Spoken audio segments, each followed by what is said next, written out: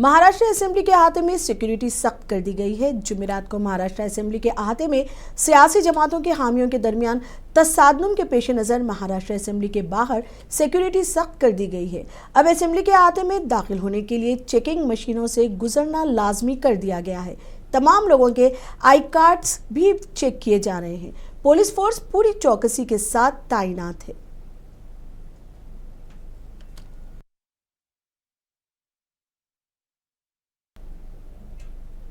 महाराष्ट्र के नायब वजीर आला एकनाथ शिंदे ने असेंबली अहाते में पेश आए वाक़े पर अपना रद्द अमल जाहिर किया है। उन्होंने इस वाक़े की मजम्मत की। शिंदे ने कहा कि वजीर आला देवेंद्र फडणवीस और असेंबली स्पीकर ने इस वाक़े को संजीदगी से लिया है।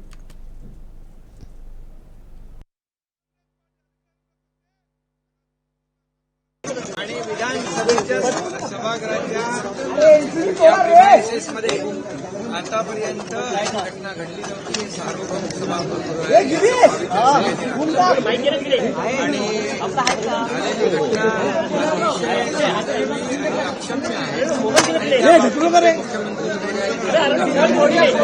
अध्यक्ष महोदयांनी देखील गांभीर्याने घेतलेला आहे आणि नक्की यावर कडक कारवाई करावी अशा प्रकारची सूचना आहे। कारण शेवटी विधान भवन हा परिसर इथं कायदे आपण करतो, कायदे मंडळ या ठिकाणी सर्वसामान्य लोकांना न्याय देण्याचा। शिवसेना यूपीटी के लीडर संजय रावत ने महाराष्ट्र विधान भवन में तसादुम पर बीजेपी पर तनकीद करते हुए इल्जाम लगाया कि संगीन मुजरिमाना रिकॉर्ड वाले लोगों को पार्टी में शामिल किया जा रहा है। मीडिया से बात करते हुए रावत ने मुतालबा किया कि रियासत में सदर राज नाफिज करना चाहिए। उन्होंने इल्जाम लगाया कि मुजरिमाना पस मंजर वाले लोगों को रोजाना बीजेपी में शामिल किया जा रहा है।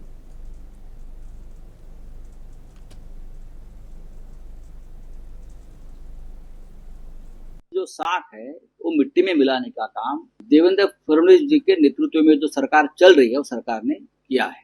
महाराष्ट्र में गुंडाराज चल रहा है। एमएलए हॉस्टल में खुलेआम एक टॉवेल गैंग घूम रही है एमएलए की, वो भी सरकार की है। मंत्री जो होते हैं वो पैसे के बड़े बड़े थैले लेकर बैठते हैं, वो वीडियो पे दिख रहा है। प्रवीण गायकवाड़ जैसे एक सामाजिक कार्यकर्ता के ऊपर खुलेआम हमला होता है।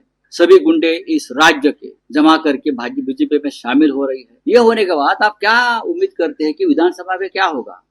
ये गुंडों की टोली विधानसभा तक पहुंच गई और मुख्यमंत्री जो गृह मंत्री भी है उसको चैलेंज देकर वहां गैंग वॉर किया। महाराष्ट्र में पहली बार हुआ है कि विधान भवन में अंदर जाकर हथियार बंद लोग गैंग वॉर करते हैं, एक दूसरे को मारने की कोशिश करते। एनसीपी के एमएलए जितेंद्र आव्हाड की हत्या करने का बहुत बड़ा षड्यंत्र कल था। क्या कर रहे देवेंद्र फडणवीस? किसके लोग थे? जो लोग अंदर घुस गए थे लॉबी में वो सब हत्या बलात्कार के आरोपी थे, मकोका के आरोपी थे छूटे हुए। उनकी गाड़ी में हथियार थे, कैसे आ गए? बीजेपी एमएलए गोपीचंद और एससीपी लीडर जितेंद्र औहाड के हामियों के दरमियान तसादुम पर एससीपी के एमएलए रोहित पवार का कहना है कि इस किस्म के वाकयात महाराष्ट्र के लोगों में अदम एतमाद का बाइस बनेंगे।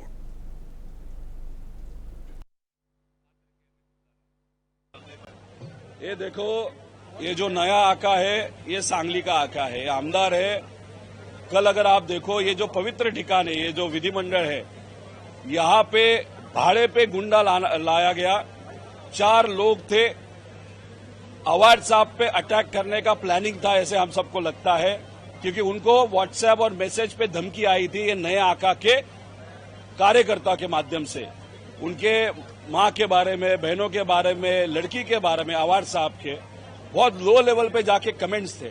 अभी मर्डर आपका करूंगा ऐसा अगर मैसेज आता है, अवार्ड साहब जब अधिवेशन में आते हैं वहां पे आने के बाद ये 4 गुंडा वहां पे आते हैं, अवार्ड साहब नहीं मिलते, इसलिए अटैक किस पे होता है तो अवार्ड साहब के साथ जो नितिन देशमुख नाम का कार्यकर्ता है उस पे अटैक करते हैं। उसका ऑपरेशन हुआ था 1.5 महीना पहले, उसी के पेट पे आप मार रहे हो।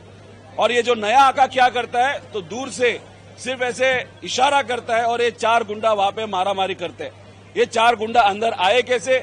एक पे मकोका है और जिसने मैसेज किया था, जो व्यक्ति ने मैसेज किया था अवार्ड साहब को कि आपका मार दिया जाएगा, उसका धंधा क्या है तो वो बिजनेस क्या करता है तो वो बिजनेस करता है गांजा बेचता है। महाराष्ट्र असेंबली के अहाते में कल पेश आए तसादुम वाक़े के बाद एससीपी के रुकन असेंबली ने विधान भवन के अहाते में एहतजाज किया। नितिन देशमुख की गिरफ्तारी का मुतालबा करते हुए ये एहतजाज किया गया था। उन्होंने इल्जाम लगाया कि पुलिस हमलावरों को गिरफ्तार करने के बजाय मुतासिरीन को गिरफ्तार कर रही है। को भी गिरफ्तार करना चाहिए। अगर सही मानों में किसने इशारा किया वो तो मेन आरोपी होता है। आपके वीडियो में दिख रहा है इशारा किसने किया मारने के लिए। क्या पुलिस प्रशासन है वो आरोपी को पीछे कर रही है? अरे मकोका का आरोपी तुम्हारे हाथ से भाग जाता है मार के। मकोका का आरोपी खून जिसने किया है वो आरोपी निकल जाता है। स्टाईल मारता आणि मग आत गेल्यानंतर मग दुसऱ्या दिवशी आपण बघितलं तर आव्हाड साहेबांना अडचणीत आणण्यासाठी तुम्ही गुंड घेऊन येता। पासेस होते का, त्याच्यावर कुठल्या कुठल्या कारवाई झाल्या होत्या, कुठले कुठले कलम लावले होते, आणि मग तिथं अधिवेशनामध्ये जिथं नितीन देशमुख पास घेऊन आलेला एक कार्यकर्ता फक्त आव्हाड साहेबांवर तिथं हल्ला होऊ नये म्हणून तो पुढे